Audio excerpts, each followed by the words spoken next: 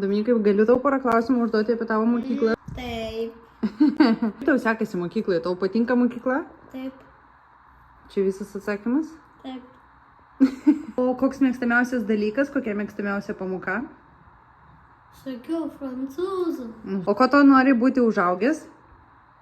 Fermerių. Fermeriu. Biznes. Kitų atsakymų nėra? Ne. O kas nepatinka mokyklai? Anglų?